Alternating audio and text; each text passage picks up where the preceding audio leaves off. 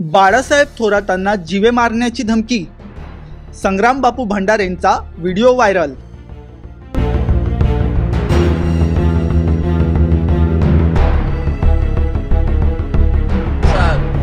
बाळासाहेब थोरात आम्हाला नथुरामजी गोडसे व्हावं लागला, कारण त्याकडे आम्ही राजकीय दृष्ट्या बघत नाही।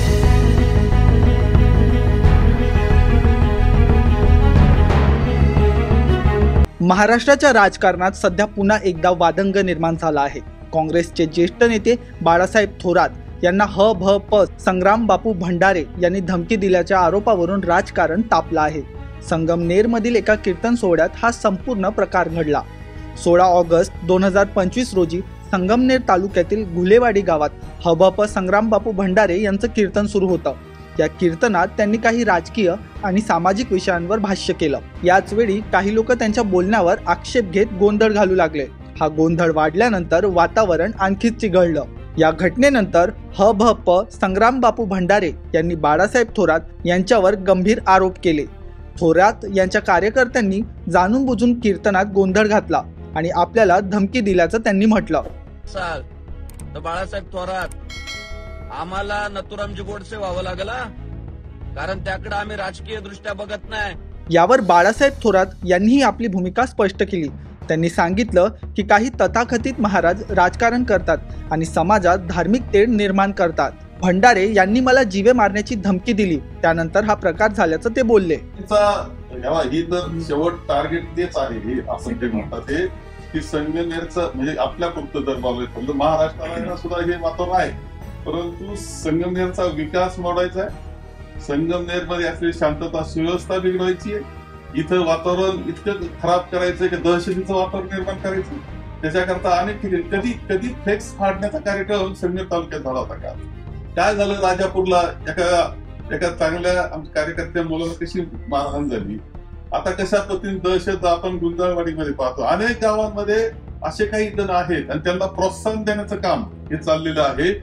खरं म्हणजे हे कोणाच्या तरी हातचे बाहुलेत हे लक्षात घेतलं पाहिजे। खेळणे झाले आणि त्यांचा वापर होतोय, आपला वापर होतोय हे त्यांच्या सुद्धा लक्षात येत नाही। याच्यात काही तुम्ही शोध पत्रकार तर तुम्ही करा ना, तुम्हाला सगळं सापडत। त्याचं काय वेगळं सांगण्याची काय आवश्यकता आहे? संगमनेरचा राग आतापर्यंत कोणी केलेला आहे हे तुम्हाला वेगळं सांगण्याची आवश्यकता नाही। त्यांचं म्हणणं हेच आहे की याच्यात राजकारण नसावं हीच अपेक्षा त्यांची आहे। आणि मला जो वारकरी संप्रदायाचा जे कीर्तनकार आहेत आणि खरे वारकरी संप्रदाय खरे कीर्तनकार, ढोंगी कीर्तनकार नाही, बुरखा पांघरलेले कीर्तनकार नाही, खरे कीर्तनकार आहेत की असंच म्हणतील की आम्हाला काही वादात पडण्याचं काही कारण नसतं, असंच म्हणतील। राजकारणात पडण्याचं आम्हाला कारण नसतं। आमचा वारकरी जो विचार आहे संतांचा तो लोकांपर्यंत पोहोचवणं हेच काम आमचं असतं, असंच मांडणार। कार्यकर्त्यांवर यापुढच्या आपली भूमिका काय असणार हे नेमकं आपण गृहमंत्र्यांकडे मुख्यमंत्र्यांकडे याबाबत गृहमंत्र्यांपर्यंत हे आपोआप पोहोचतंय तुमच्या माध्यमातून।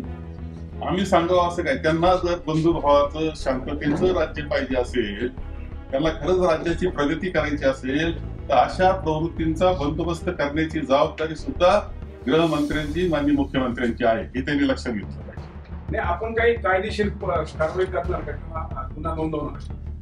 कायदेशीर कारवाई कशा करता आम्ही कशा करता याच्यामध्ये जाणार आहे? कायदेशीर कारवाई मला व्यक्तिगत गरज नाही, माझी तर तयारी आहे। असं बलिदान जर होणार असेल विचारा करता, तत्वज्ञाना करता, वारकरी संप्रदायाच्या खऱ्या विचारा करता, ते आनंदाने स्वीकारण्याची तयारी मला। या घटनेच्या निषेधार्थ थोरात समर्थकांनी संगमनेरमध्ये एक मोठा मोर्चा काढला आणि भंडारे यांच्यावर कारवाई करण्याची मागणी केली।